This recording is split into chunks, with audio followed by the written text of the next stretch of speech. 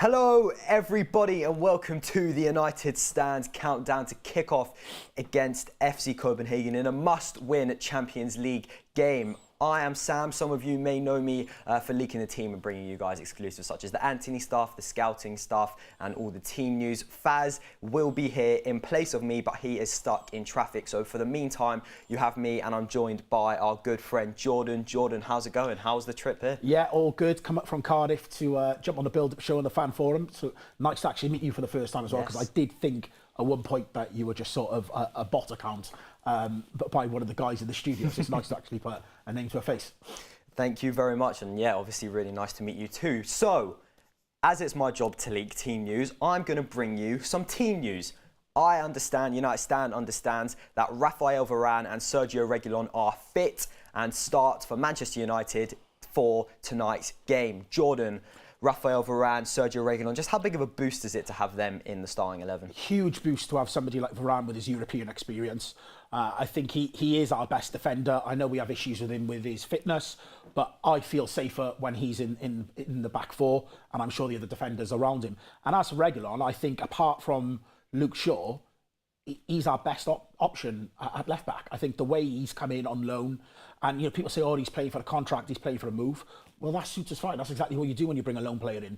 They're not performing well at their current club, or they've got issues, and you want them to come in and hit the ground running. And before the injury, he definitely hit the ground running. So if there was two players in the back four that I'd like to see back there, yeah, they're two of them.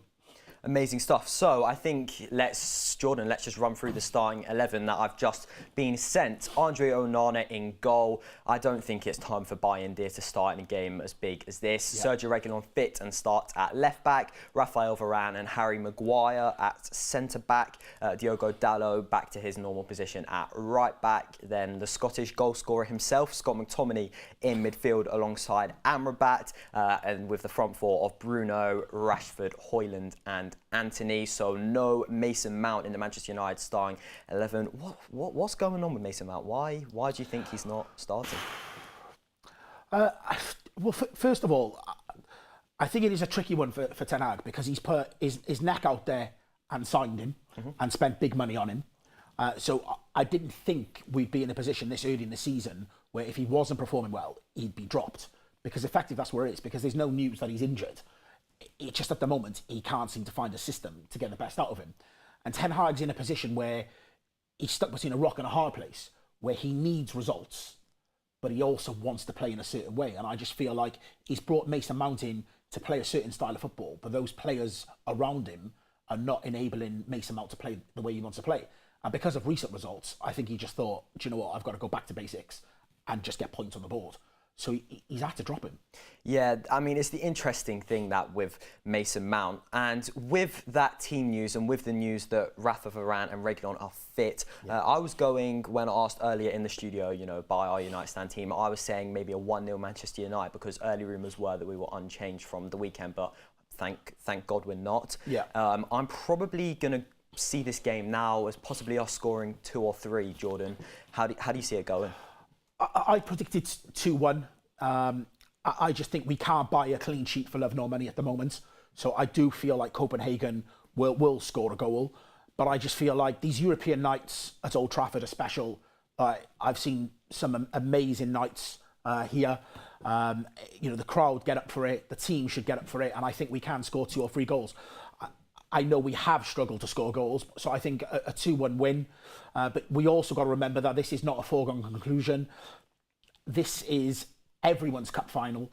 Copenhagen will be coming here to try and get a big scalp on a European night. It's not going to be easy, and we've got to be on our A game. There's no easy games anymore. In the Premier League, in Europe, every team is up for it, and they see us as that cup final, like I said, that they can go home and be heroes that they've beat Manchester United. So we need to have our wits about us tonight, but I do feel we'll get a 2-1 win. I mean, hopefully it is a must-win game for Manchester United, as Jordan was saying there. Jordan, I spoke to the Copenhagen manager yesterday at Old Trafford in their pre-match press conference, and I asked, how do you plan to contain Rasmus Hojlund? And he was saying Rasmus Hojlund is one of your players to watch. And I was asking the manager, how are you going to contain Rasmus Hojlund? And he was saying that, Manchester United's biggest threat is Hojlund, and pretty much they've got plan in place for Hojlund. So how do you see Hojlund performing tonight? Yeah, he is one of my players to watch. I know we're going to come on to that a little bit later, so I won't go into too much. But his best games have been in Europe for us. I feel like that aggressive on the front foot, shutting down the ball at every opportunity, that fearless energy he has about him is suited to these European games. I feel like in the Premier League defenders are a little bit more robust, so that they can kind of handle a little bit more. And unfortunately, he hasn't got a league goal yet. But in Europe, yeah, I feel like he will come out firing. I'm not sure what they're going to plan to do to shut him down, but he's going to want to prove a point to his brother. I feel like that is another big thing for him. And I can see him scoring both of our goals tonight. Hopefully that is the place. Yeah. I'm just going to take a look at the chat here. I'm seeing people being positive about me, calling me like Sandbridge. So thank you all for your positive comments. Faz will be here in place of me shortly. He's just stuck in some traffic. So I thought, why not come and bring you some news. So let's just take what some people are saying in the chat. And did you catch Beth's preview from Carrington yesterday? Yes, I did. Yeah, Whisper Bridge. Yes, Whisper Bridge. Yeah. Beth, we were at Carrington yesterday. She spoke to Diogo Dalot. Yeah. And interestingly, when me and Beth went down to see which players were arriving at Old Trafford, Dalot actually walked past and said to Beth, that was a good question yesterday. Yeah. So just how well also do you think Dalot's doing recently? Like, obviously, it was him and Wan-Bissaka. How do you see that rivalry going? Yeah, we seem to be... It's waves with our right back, isn't it? You know, at times you go Wan-Bissaka, that's his position, and then Dalot comes in and whatnot. I feel at the moment he is playing well. The goal last week was just like he may never score a better goal. And yeah, this is his opportunity to nail down that position, because I feel like before the Wan-Bissaka injury, he had lost his place, and Wan-Bissaka seemed to have become that first choice right back again, because originally under Ten Hag, I really didn't think that Wan-Bissaka was going to have a future. There was talk of him leaving, there was links to him going back to his former club, and all of a sudden he seems to have turned the corner, and there was talk of new contract and whatnot. So yeah, this is definitely an opportunity for Dalot to really step up, cement the position as his own, and really show some attacking threat down that right-hand side. I think it's going to be interesting where Manchester United are going to be able to break down Copenhagen tonight. Let's just run through for the chat and for us, what's Copenhagen's last 4 game results. They've won 1 game, they have drawn 1 game, and they've lost twice. So it's actually, Jordan, it's not so great form. No, it's not great form, but like I was saying earlier, unfortunately, we are everyone's cup final. So, you know, form kind of goes out the window. These guys will look at it as a chance to be heroes in their country. They turn up, they beat Man United on a European night, and they literally are heroes. They drink for free when they go home. So we can't take it for granted. I think it won't be a walkover.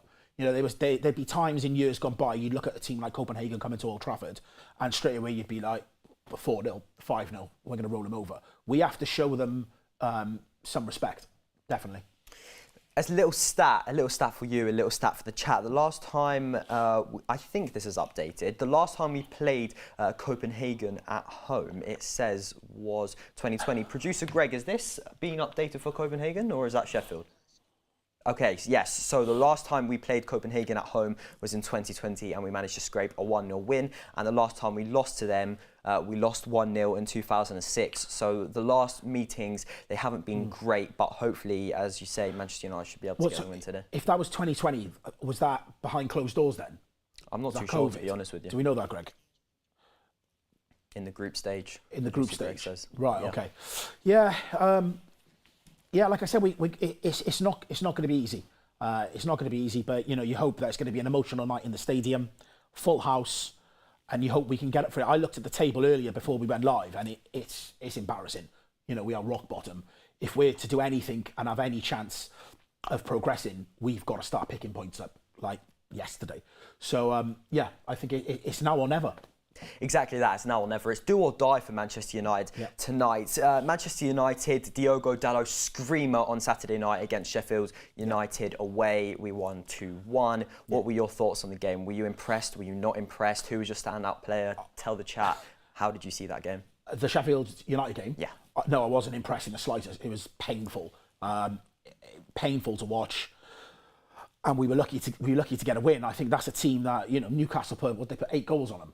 7, 8 goals on them. Yeah. We struggled to score against them. The flow of our midfield into attack is just non-existent, and it seemed to go back to sort of Van Gaal ball at certain points. It was painful, but ultimately we got the result. And this is what I was saying earlier. I just feel like Ten Hag now wants to implement a certain style of football. His squad now is split into sort of 3 sections where he's got players that he's inherited, signings that he's currently got, and other signings that he's waiting that are injured to bring in. His defence, we never know who's going to be available, who's going to play. But in terms of the midfield and attack, he's got a lot of choices that he needs to make. And I feel like that's one of the reasons why he's dropped Mount. Like I was saying, is that he wants to play a certain style of football, but the other players around him are not allowing him to play that style of football. And at the moment, Mount seems to be the fall guy. And I never thought that was going to be the case when he spent the money that he spent on him. I thought Ten Hag would be able to get the best out of him. But the Bruno Mount thing doesn't seem to work. You push Bruno out onto the right, you're not getting the best out of him. People say that McTominay's in form, so McTominay has to play. I don't agree. I thought he was dreadful the other day. I know he scored goals. I know he scored goals for his country, but for me, he still doesn't warrant a place in the team. So yeah, I think it's a headache that Ten Hag is going to have to ultimately fix. He spent a lot of money on a lot of midfielders, and he needs to fix the puzzle to be able to get the best out of all of them. Yeah, as you say, great points there. Someone in the chat said, Seb, is that you? No. Seb is Mark's kid. I'm Sam. Yeah, just filling in for Faz. Just filling in for Faz until he gets here. I am not Seb. Seb is not old enough to be on YouTube yet. Chat are showing you some love. They're saying it's great to see you back, Jordan. So what have you made from Copenhagen? You can always rely on someone in the comments to absolutely smash it out the park. Yeah, brilliant. So what have you thought so far of Copenhagen and Bayern in the Galatasaray? I just want to run us through your thoughts on those games. Where could we have improved, and what you're ultimately hoping to see from tonight that you haven't seen from the other games? Yeah, I thought the Bayern game, the scoreline flattered us. The fact we were able to score as many goals as we did, you would expect in Europe to then get a win. That does show me, though, that they can be got at. So it does give me some level of confidence bringing them to Old Trafford in December. If we attack them, we can score goals, and hopefully we've got a bit more of a settled back four by then. Onana's in better form, and we can, reduce the amount of goals we concede, but the flip side of it is attack them and score goals. The disappointing one was Galatasaray, and especially Zaha scoring that. That was painful. It was like a dagger through the heart. They're not a team that, if you want to progress or do anything in this competition, you should be able to beat your Copenhagens and your Galatasarays. When I looked at it, I thought, Bayern Munich, first place, second place. So that's the one that hurts, which is why I'm saying it is now or never. We've got to go. We've got to turn over Copenhagen tonight, roll with some kind of momentum then between now and the Bayern Munich game, and attack Bayern Munich at home. And hopefully, we're in a better position going into the new year and the next part of these group games. Some people in the chat are saying, what's the starting 11? So should we run through it for them? Yeah, go on. Yes, let's do it. Onana, regular and fit, and starts. Rafa Varane back into the Manchester United team with Harry Maguire. Dalot, McTominay starts. Amrabat, Bruno, Rashford, Hojlund, and Anthony. And just while we have a second, get your tickets for our Christmas show live in Manchester. It's going to be a fantastic evening full of fun, special guests. Mark is hosting live in the heart of Manchester for you, Manchester United fan base. Also, our Christmas jumpers are now on sale that you could see on the table. I don't know what camera angle we're on, but they are on the table there. So make sure to get your Christmas jumpers as well. Yeah. We were talking off camera, Jordan, about Scott McTominay, and you weren't really impressed, were you? Do you want to tell us your thoughts on what's going on? Do you know, he's just one of those players that, again, splits the fan base. I know, Ricky's a big fan of him and wants him in there, but to me, he doesn't offer enough. I know he scored he scored a couple of goals lately, but he doesn't offer the team enough. We're not going to dominate games with playing players like Scott McTominay. He's not shown us anything that we don't already know, that we've seen for a number of years. We should have took the money when we had the opportunity in the summer and invested it on midfielders that are going to help us dominate games, because at the moment it isn't happening. So yeah, I know he's academy boy, and they say he's one of our own, but ultimately if someone's not good enough, they're not good enough. I listened to one of Mark's shows, and he read out a stat about passes made, and how few passes McTominay had made in that game against Sheffield United, and it just shows how little influence he has in the game. But I don't want to single him out. We've got bigger problems than Scott McTominay. I think the biggest headache at the moment is our better players, your Brunos, your Rashfords, Mason Mounts and Anthony. These type of players are just not producing at the moment, and it's Ten Hag's headache in order for him to fit these pieces of the puzzle correctly into the starting 11 in order to get the best out of them. And at the moment, that really isn't happening. I think when Anthony was out, there was talk that we weren't performing well because we were missing his influence down the wing. He's come back and he's done absolutely nothing. And again, this is a Ten Hag signing, and the price tag for him ultimately is like a noose around his neck. He's always going to be judged by it, and he has to deliver, and he's not. And then when you're trying to crowbar your Mason Mounts in and whatnot, you're then pushing Bruno out to the right. When Bruno's out on the right, he offers nothing. So you want your better players in their best positions to hopefully try and influence the game. So, I'm not going to single out McTominay. I don't think he should be in the team. But ultimately, there's other problems that need to be addressed first. Exactly that, and I can confirm to you all that the team news I brought you exclusively earlier has now been confirmed. So that is confirmed that Varane and Reguilon are fit and start for Manchester United. Someone said in the chat, it was actually Gareth Southgate. I wonder if it's the real Gareth Southgate. Gareth Southgate said Harry has really turned it around. He's United's starting centre-back again. Harry Maguire obviously gone through a rough patch, but has been performing well lately. What do you think about him, having that solid run of games? Yeah, he is... oh, Harry. It's a battle, isn't it, between him and Lindelof as who's our third choice centre-back. I think there was a period where he was fourth, maybe even fifth behind Luke Shaw. Luke Shaw being injured. I definitely feel like he's played himself into that position now with Martinez out. His recent form shows that we're going to play him alongside Varane. And to be honest, I'm fine with that. I don't think Lindelof has played great. I think Harry has played better, but the problem is we know what Harry's vulnerabilities are, and he can be found out. But while he is in form, it would be unfair to drop him. Exactly that. So obviously, we've touched on it already, but your players to watch, I think are Rasmus and Amrabat. So where do you think Manchester United's goals will come tonight? Because obviously Amrabat and McTominay is actually quite defensive. Well, you say that, but McTominay was playing as like a number 10 on the weekend. He was alongside Rasmus. So yes, I could see why they would play Scott and Amrabat there to try and shore up the midfield and get hold of the ball. But that definitely isn't what happened on the weekend. So I don't know what message Ten Hag has given McTominay. Has he told him to be in the box and just be a nuisance and look to pick up pieces in and around Rasmus? I don't know. But I just feel like our goals will come through Rasmus. I feel like he thrives on these European nights. That's where he's got his goals. He knows he's in good form in Europe. I feel like that little bit of aggression that he has and that little bit of snap and bite, the European defenders, don't know what to do with it. Whereas I feel like in the Premier League, they know a little bit more how to handle that because they're used to it. They're used to that bit more, that bit of aggression. And then Amrabat, the reason I've gone for Amrabat is that I just feel like when he first came into the team, we were playing him out of position. And I know the first game that worked for us, but ultimately we signed him for him to be a midfielder and for him to control and dictate the midfield. So I want to see him in there. I'd love to see him alongside Casemiro and Bruno. That's what I'd like to see. And for Casemiro and Amrabat to build up a relationship. Unfortunately, that run of games hasn't happened. But yeah, I'm looking forward to seeing Amrabat in flesh. I've not seen him yet. So yeah, it'd be interesting. Exactly that. Faz is in the building. He'll be with you shortly. So my time on here is coming to an end. But the show isn't coming to an end. The show is continuing. Andre Onana with a few good performances. Recently made a few decent saves against Sheffield United. Can he kick on from now?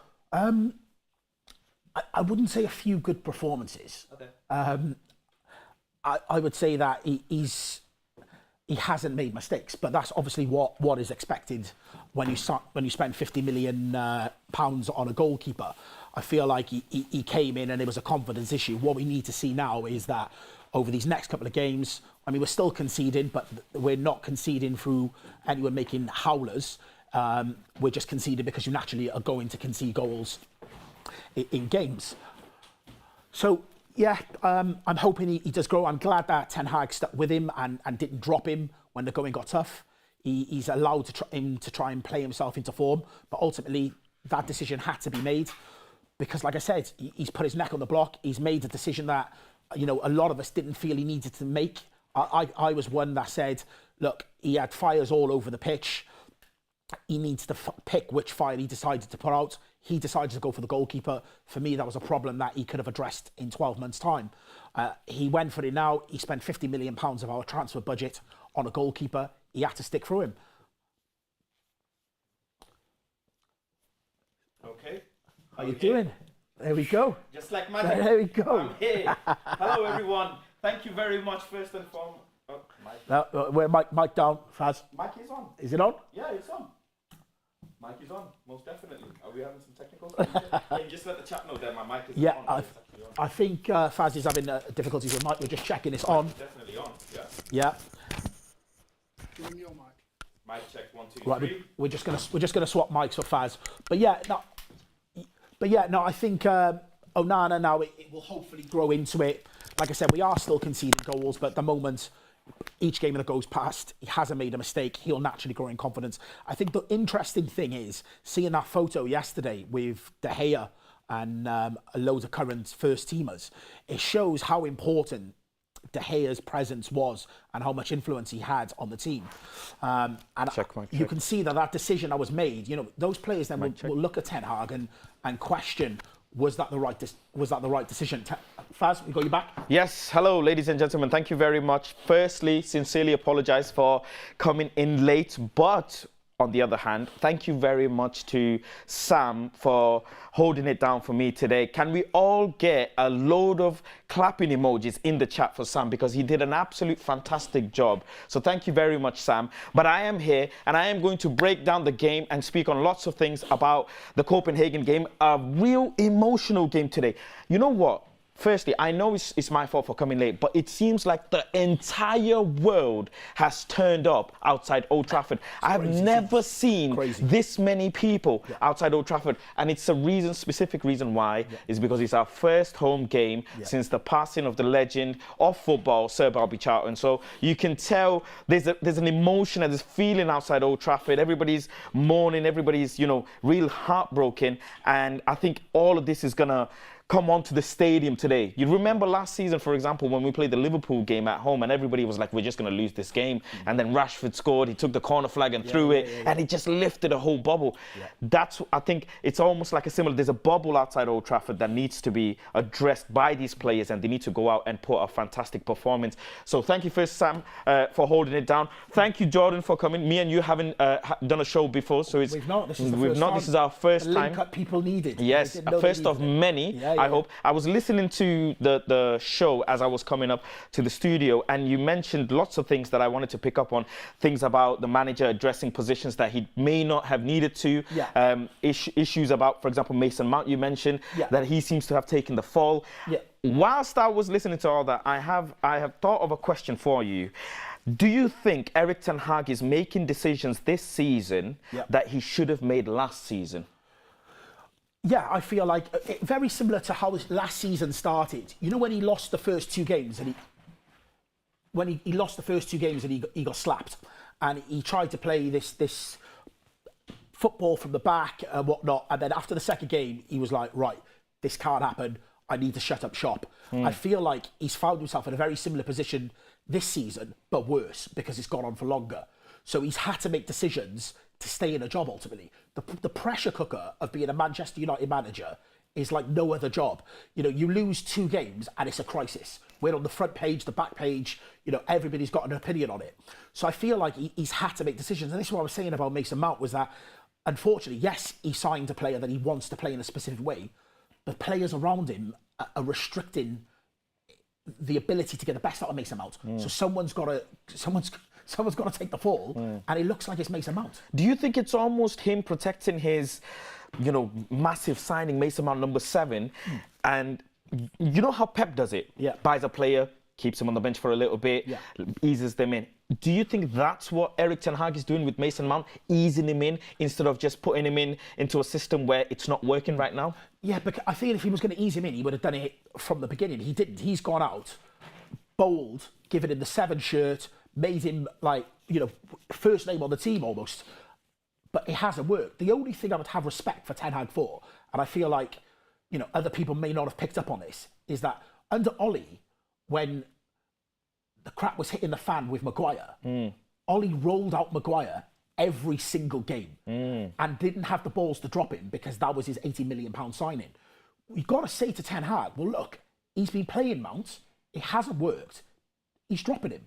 So he's got to get some level of credit. Why do you think, though, it's not worked? This is the biggest question. Is it because Mount and Bruno together on the pitch doesn't work? Yeah. Is it because he keeps playing Bruno on the right, or he's now brought in Amrabat, so Casemiro and Eriksen have to be rotated? McTominay in the conversation. Is Mount the transfer that almost makes this midfield unbalanced in a sense? It is. And again, you look at the transfer window, Faz, at the beginning of the summer. Who could have predicted we were going to go balls out for Mason Mount? And the song and dance the club made about signing him was like we were signing Messi. Like it's madness, the level we went to get that signing, and then to throw even more pressure on him by giving him the number 7 shirt. Again is mental. So it's almost like we've had to put a pause on it and gone, actually, he's a young player. He had a tough season last year. Let's reset and let's ease him back in. But I do agree with you. The Mount Bruno thing doesn't work. You play Bruno out on the right and he activates ghost mode. He's not offering us anything. Rashford not doing a lot on the other side. And these are our so-called big players and they're not turning up in these games. Right. Well, we have our very own, very beautiful, someone who stole my player from me, Beth Tucker, on the line. Beth, thank you very much for joining us. How are you doing? Can we get Beth right on the screen? Beth, can you hear me? Yes, I can hear you. Can you hear me all good? Loud and clear, Loud yes. and clear, Beth, how are you feeling? How does it feel inside the stadium? It's our first home game, after the passing of Sir Bobby Charlton. Can you feel the emotion in the stadium? Yeah, absolutely. Obviously, it's going to be a really emotional night for everybody here at Old Trafford. But obviously, Old Trafford isn't that full yet. We are still a little bit early, but it is starting to fill up a little bit. But inside the press box, and definitely all of the staff that are around here and all of the press that are in here, it is an emotional night. And yeah, respects have to be paid to Sir Bobby. What a guy on and off the pitch and a footballing legend for sure. Yeah. Erik ten Hag has decided to leave out Mason Mount again. And I know you're such happy about it. Yeah, I was just going to say, you're such a big fan of Mason Mount and I wanted to see more from him. What are your thoughts now that he's doing that with Mason? I honestly don't really think it's anything Mason Mount's done. I think it's more of the fact that Scott McTominay scored 3 goals in the last 2 games.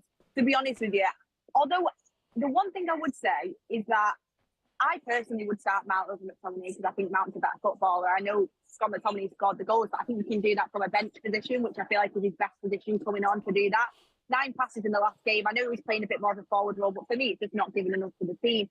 I would have liked to go with Mason Mount today. I feel like he maybe thinks he has to play McTominay there because of the goals he scored and maybe for a bit of balance because obviously his physicality and his height.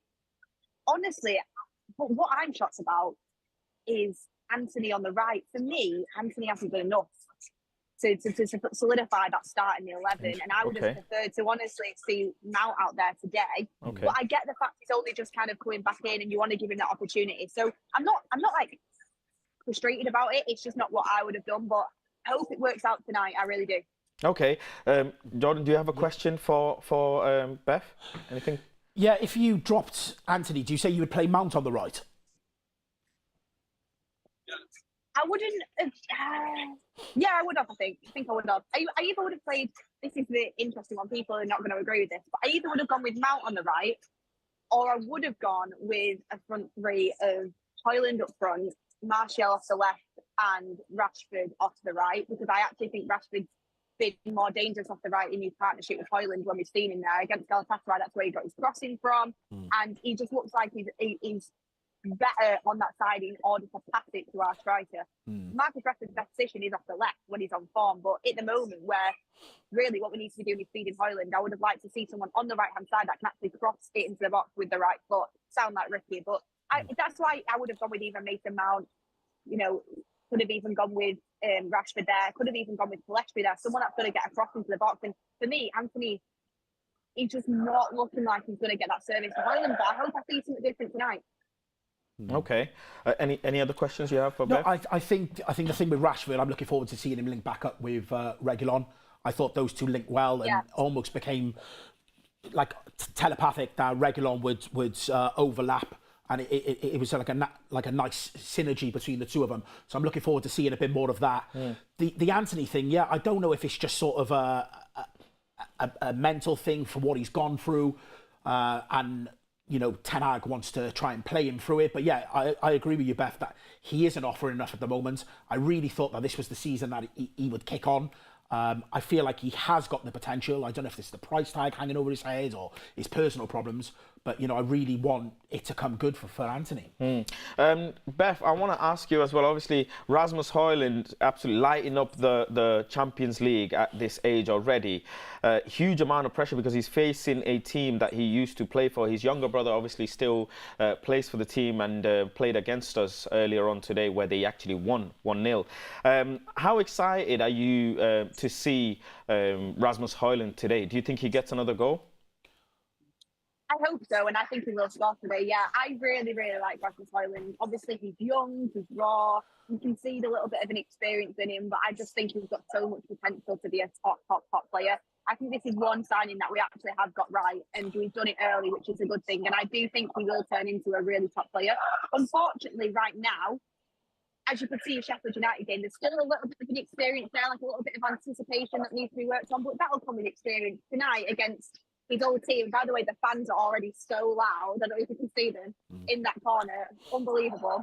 But I really do think that he has an opportunity tonight to keep up them goals in the Champions League. It'd be nice to see these Champions League goals actually converting into wins and points for us, because obviously he scored some good Champions League goals. I mean, them two against Galatasaray were brilliant, but they've not converted to points, and that's what we need from him. So if all the team play with the amount of effort and desire that he put in against Galatasaray tonight, I think they should be okay. And that's what I like about him, his work ethic, his potential, and just him getting into the right areas at the right times and being really hungry to get on the end of them passes that we've not really seen a number 9 like that in Manchester United. Ronaldo has obviously had them strikers in too, but Hojlund is a proper number 9. And yeah, I think he'll score today. He's been saving all of his goals for the Champions League, hasn't he? So hopefully tonight.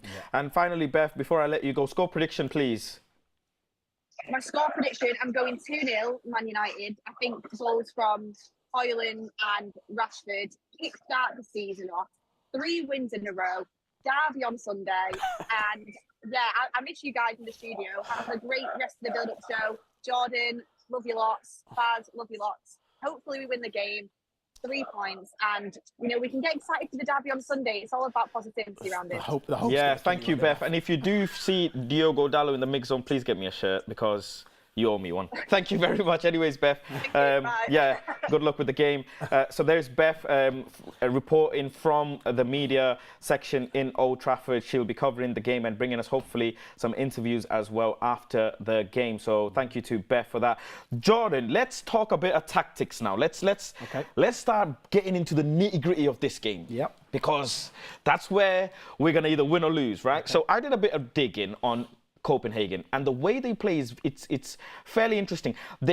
Last season they used to do the 4-2-3-1, they used to do the 4-4-2, but this season it seems they've turned their shape into a 4-3-3. Okay. Now when they press very aggressively, very hard, but they don't use their front line to press. They actually wait off and let the opposition come to them a little bit and start the press from the middle. In certain scenarios, they either use their fullbacks to join in with the front line to make a 5v4.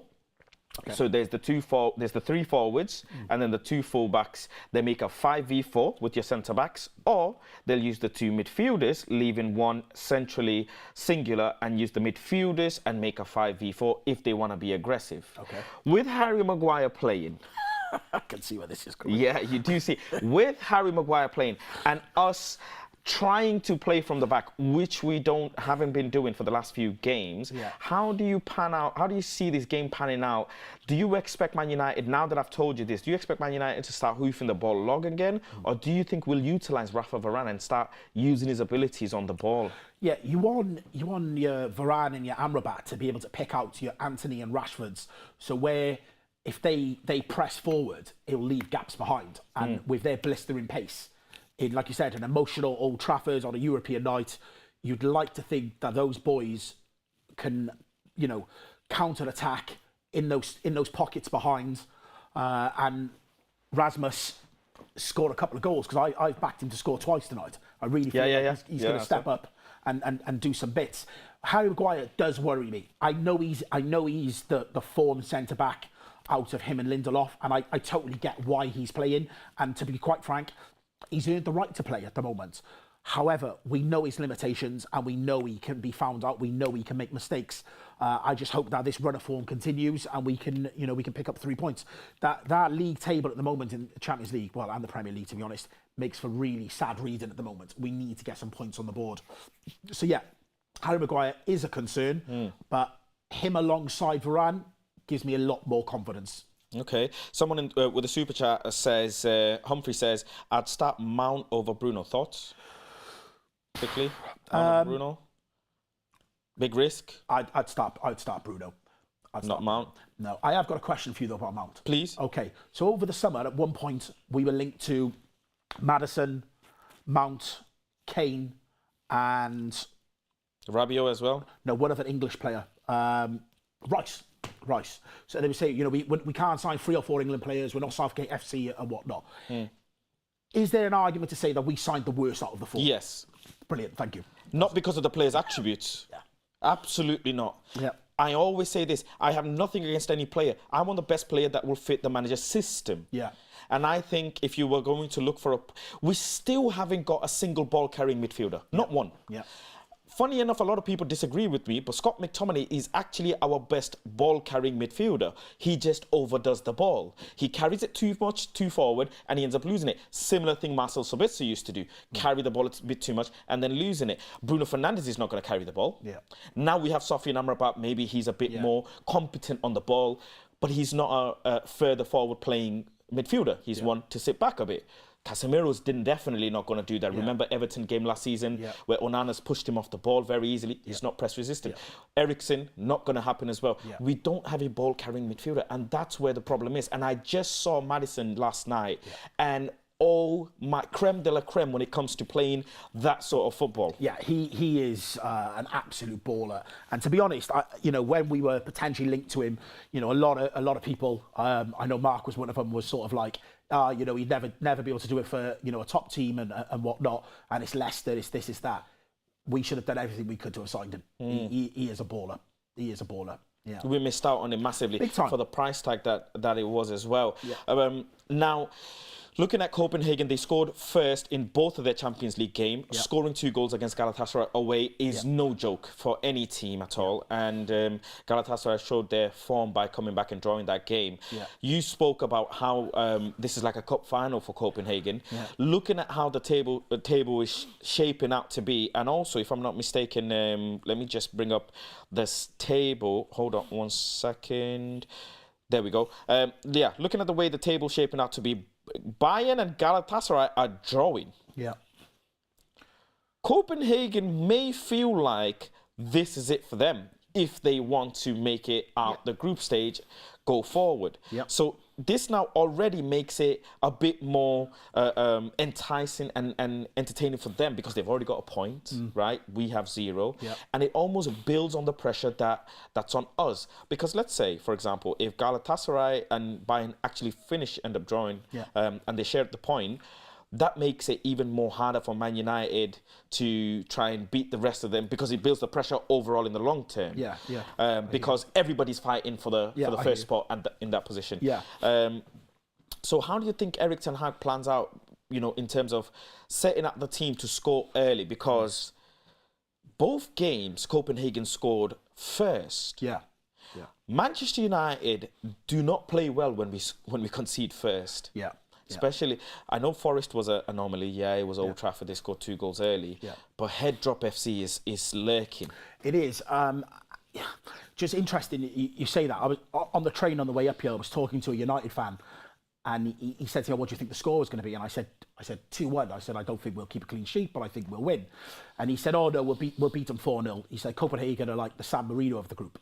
They ain't the San Marino of the group. No. Like they've got their wits about them, and we are not the most confident. And I tell you, Is that what the fan told you? that's what the fan said to me. Yeah, Oh. and he was a United fan as well, by the way. And he's, "Oh no, they're the San Marino of the group." I said, "Listen, they ain't the San Marino group. Like that's a massive disrespect to them." The other thing as well is that we're not good when we concede first, but we're not good in the first 5 minutes of kickoff, 5 minutes before half time. That 5-minute rule, we're terrible at. How many times do we score and within 5 minutes we concede? Yeah. Like our concentration is just shot to bits. So I'd like us to grow into the game and keep a clean sheet for the first 15, 20 minutes, take the edge off the game, because it will be emotional. Yeah. And you want the players to keep a cool head. Yeah. 15, 20 minutes of calmness, grow into the game, and then hopefully we can break them down. Because they will come out firing. They will come out firing. And if they don't get anything in the first 15, 20 minutes, the adrenaline will drop, and then we can sort of take over. Yeah, we're a bit more moments FC and 20 minutes FC. That's what I call them, because the first 20 minutes is like, what kind of wow? Yeah. And then after 20 minutes, it's like we forget everything that we need to do. Yeah. A lot of fans say that Erik ten Hag is failing because the players aren't executing the football that he wants them to do. Just look at the Sheffield game. The ball is being pinged at random areas of the pitch without anybody there. And you almost think, why? Hit and hope. Yeah. Why? He really needs to tune this in and using the players that he's got. I don't know if it's instructional. He seemed very frustrated anyways, but it's about time that he gets some discipline into this team, because at the end of the day, when you trace the steps back, it is his job. Yeah. That's why he's there to do. Sorry, just on that note, the problem with discipline is it's okay to be the disciplinarian, but you've got to have results on the board. Otherwise, what you get is the Sancho scenario, where Sancho's looking at it going, "That's all right, you can say whatever you want to me. I'm going to be here longer than you." Interesting, okay. And that's the problem. So he can run round and try and rule with an iron fist. But if he's not got results on the board, he doesn't carry the same weight. And I feel like that's the position he got himself into this season, where results weren't going into his favour, trying to play the way he wanted to play. And he's had to change it. And I think he honestly looked at David De Gea and thought, David De Gea is the problem for being able to play out from the back. Well, okay, you've signed the best goalkeeper for being able to play out from the back. But you're not doing it. You're not able to do it because the players in front of you can't do it. They can't allow you to implement that system. So he's now trying to revert back to type 1 last season, but he's got this goalkeeper now that wants to play out from the back. So he's caught between a rock and a hard place. So yeah, he's trying to get the points on the board, trying to get the results. Like I said, we're going through a period at the moment of games where we looked at on paper and said, we should be able to win these games. You look in after the next international break, and I'm telling you, by January, the writing could be on the wall for Ten Hag. There's a tough run of games coming up. So he needs to get these results. We need to be beating your Copenhagens and whatnot, your Sheffield Uniteds, to build that confidence before we go into a tougher run of games. Yeah, there are players who are coming up with moments, and Dallo, funny enough, mentioned it in the presser where he said, you know, it's about momentum, it's about confidence, and just sometimes it's just about winning, just so you don't go home feeling upset and miserable. Yeah. But eventually, you'll get found out. You can't keep throwing the kitchen sink at games and hope Dallo or McTominay to come up with moments. Our fixtures coming up in November, we have a good few away games. So we've got Galatasaray away. So we've got Everton away, Galatasaray away, Newcastle away, you know, Chelsea at home, Bournemouth at home. Luton at home as well, isn't it? Sorry? Luton at home? Yeah, we've got Luton at home as well. So it goes from Fulham, Copenhagen, Luton home, Everton away, Galatasaray away, Newcastle away. So those 3 away games, some big away games in there. Huge. And our away form is obviously absolutely diabolical. Non-existent. And Newcastle, we're playing them next as well in the Carabao Cup after Man City. 3 home games on the bounce. It's important that we start this home run like we had last season. Players to watch is what I'm going to move on to next, because I picked my players to watch and you did as well.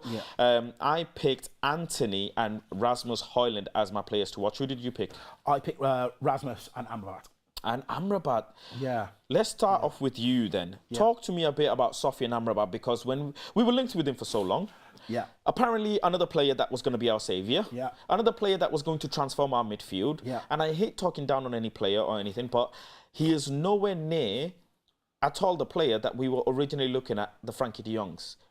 He's nowhere. No, he's not. He's nowhere near. He's not. But I tell you something. It seems like a plaster over the cracks.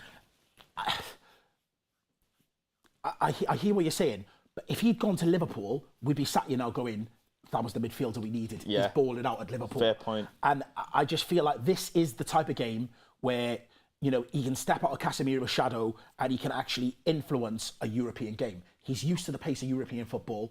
Like, again, we were talking, me and Sam earlier, about this whole now or never thing.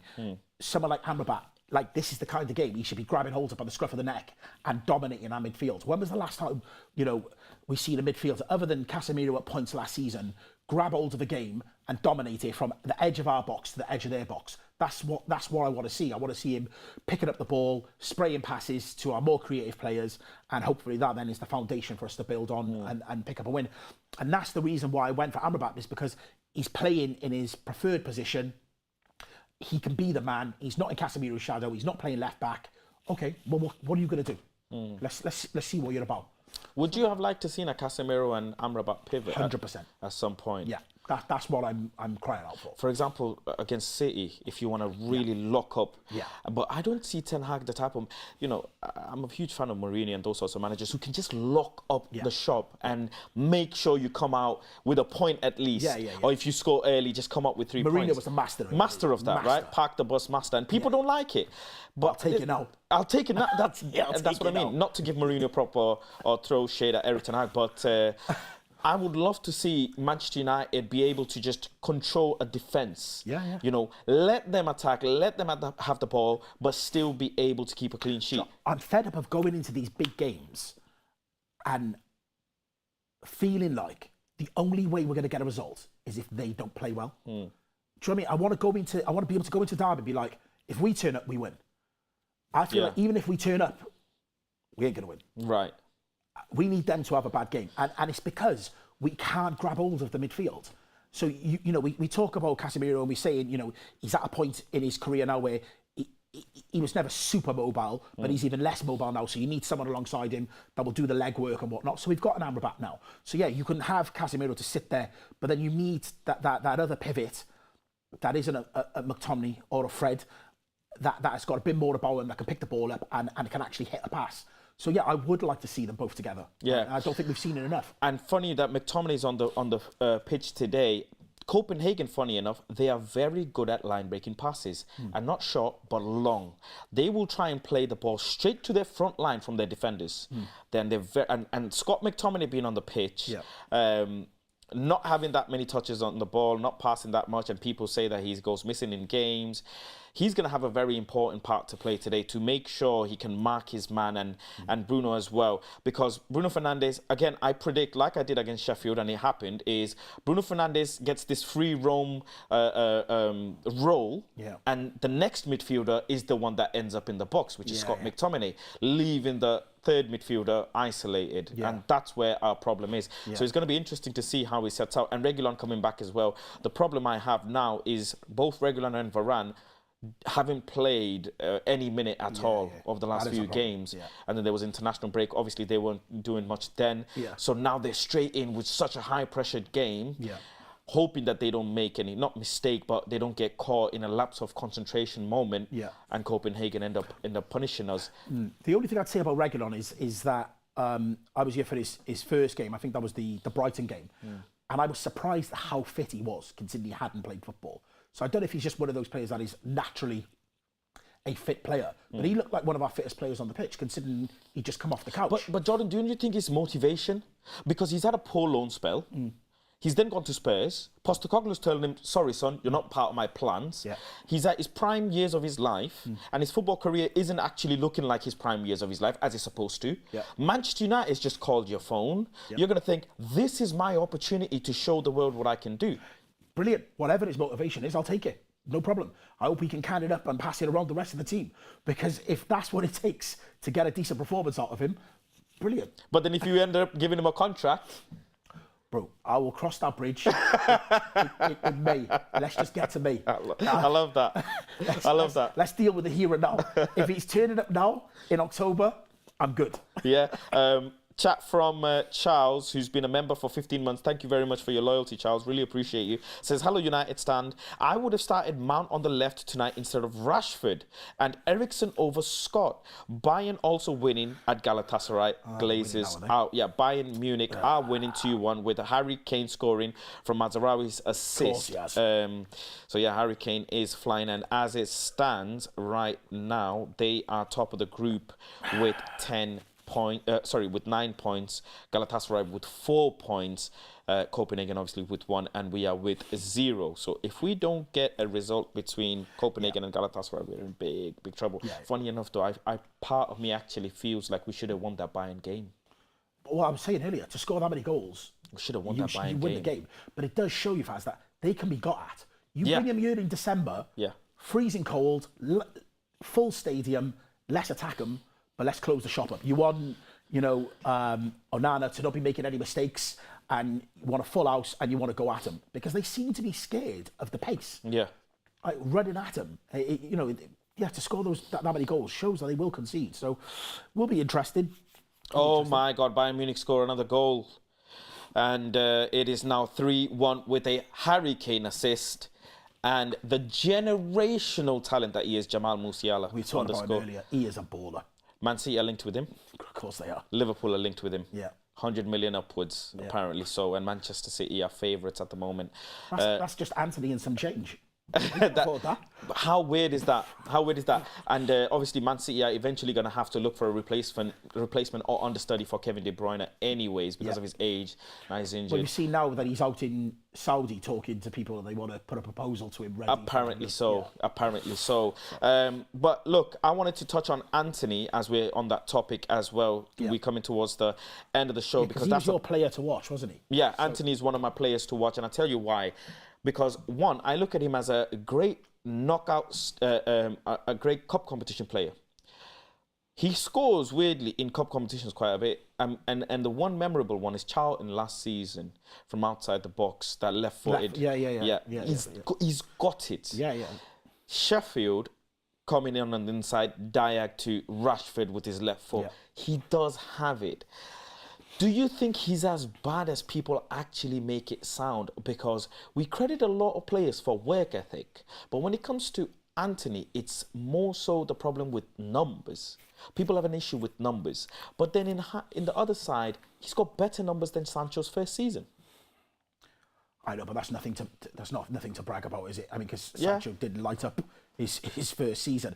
I just don't, the equivalent is to compare him to Iron Robin. When you talk about one-footed players. Extremely one-footed. Yeah, but I don't even remember Robin being as one-footed as this. Like, he won't even make a 5-yard pass with the other foot. You're very right. Which game was it? Was it Brentford game, if I'm not mistaken, where he's through after a corner kick, Rasmus is running, and he's on the right-hand side, and you'd expect a winger to just whip the ball with his right foot and curve the ball to meet the striker. Yeah.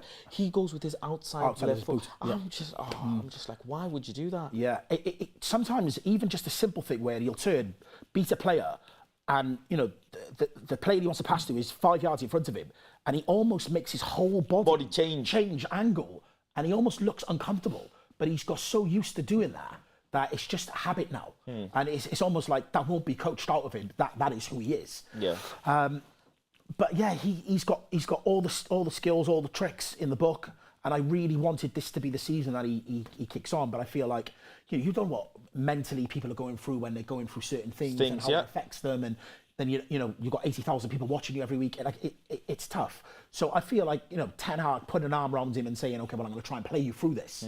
Maybe his way of man management, rather than Mason Mount style dropping him out of the team, because they're in different places, mentally.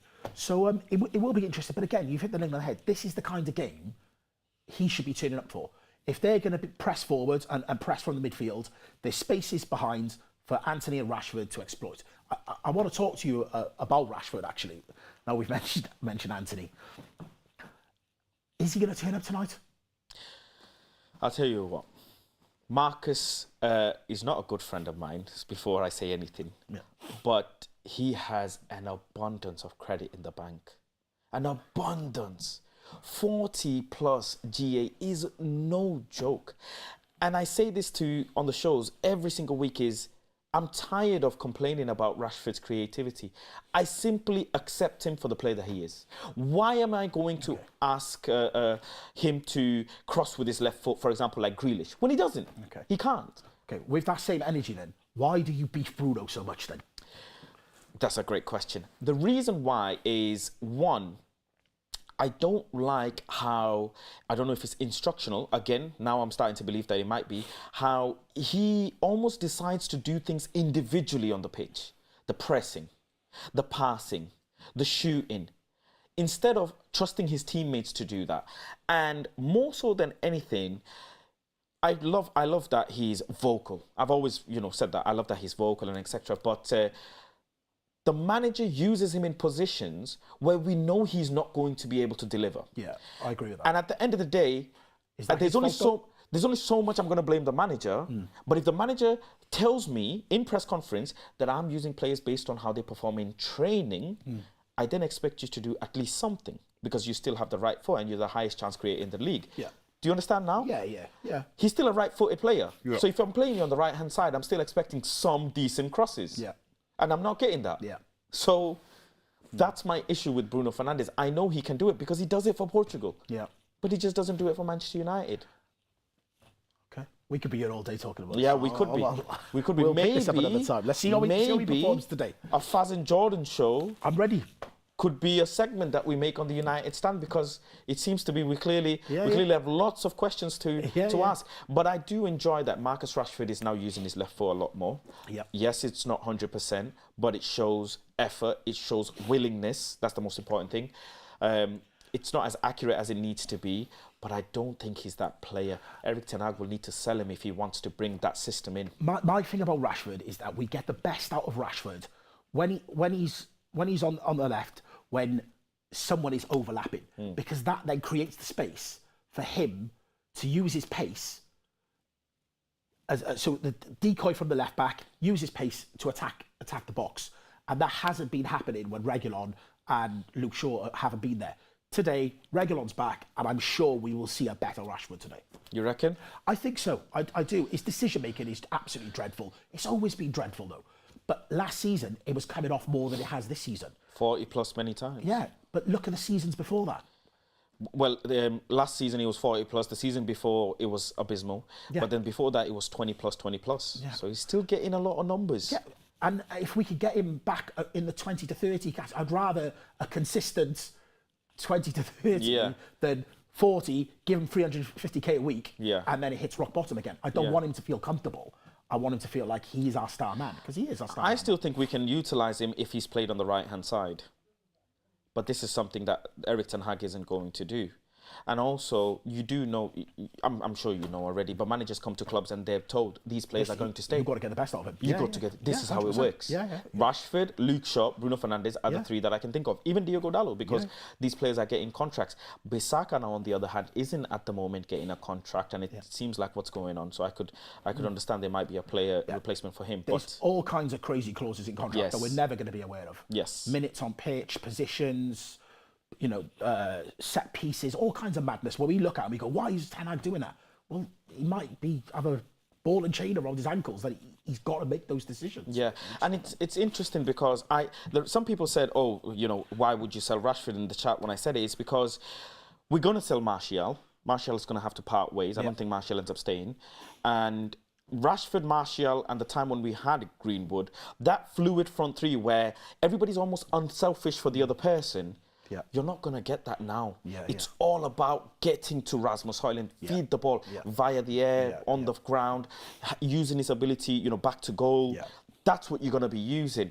And I would have preferred if Bruno stayed central and uses that link-up play with Rasmus Hojlund to then get Rashford in behind and get Rashford on the score sheet as well. Those are the patterns I'm looking for, but I'm not seeing it because players are being played out of position and we're just hoofing the ball. And if you are going to want a creative winger who's going to be extremely direct and one of the things Rashford does is delay his run and delay his pass, then what are you going to do other than sell him? Yeah. I don't think we can sell him now on the contract he's on. I feel like that is him locked down at United for the next X number of years. It's done. We've got to make good of it. No one's taking an on him. Not even PSG, who absolutely love him. They ain't taking him for £350 a week. No, I don't think so. Jose with the super chat says, I'd argue against a Martial, Rasmus and Casemiro Amrabat partnership because they're the only ones that can play those roles. Losing one forces the other to be overplayed. What do you think of that? Who was the front three, sorry? Front three, well, the front two, they said, I'd argue against a Martial, Rasmus and Casemiro Amrabat partnership because they're the only ones that can play those roles. I would like to see in certain games Martial and Rasmus up top. I feel like he only plays one. As a 2 or as a front 3? I'd try it as a 2. Why not? Let's try it. Let's see what happens. I feel like there's been times where we were chasing games when he does like for like. But if we're chasing the game, let's give him a problem. Let's give him a headache. Well, let's see what Erik ten Hag does today. Yep. We have come towards the end of the show. I want to thank each and every one of you for joining us as well. It's been absolutely amazing to have you on, Jordan, and share a show with you. But lastly, score predictions, as you said, 2-0, is it? 2-1. We can't buy a clean sheet. Faz, we can't buy a clean sheet. Andre Onana, confidence? We can't buy a clean sheet. No? No. 0? Mistake? Not even with Saudi money. We ain't buying a clean sheet. Okay, and you said Rasmus Hojlund gets the two goals. Raz double, yeah. Raz double. Keep an eye out for the 17-year-old Copenhagen player. I don't know if you know him. Ronnie, but I don't know how to pronounce his surname, but his first name is Ronnie. 17-year-old right winger. He is very, very, very techy. So keep an eye out for him. He plays in the front 3. But I'm going with a scoreline of 1-0 Manchester United. I think it's going to be very, very tough. Hope we're going to be lucky to get a goal. I originally, deep down inside, I think Copenhagen are going to score first because they have done in Champions League so far. And the way they play, it seems like the teams want to come to Old Trafford, get a goal and lock it up. Yeah. And make it as hard as they can. We struggle to break teams down. But if we go through that first 35-minute period where we're 20-minute FC and whatever, then I think we'll get a goal and we'll be all right. So yeah, that's my score prediction. Listen, everyone, Mark is now live. Soon as this ends, you will be taken over to Mark's watch along. I want to thank each and every one of you for joining the show today. We will be live later on the fan forum straight after the game as well. Manchester United versus Copenhagen, Champions League, 0 points on the board for us at the moment, and Bayern Munich have scored 3 goals against Galatasaray away. We will see how we are at the end of the game. It might be all smiles, it might be all smiles and still upset because of the football, or I might absolutely have a red face on because we lost the game. We will see. But thank you all for joining. Take care, enjoy the game, and I will see you on the other side. Peace.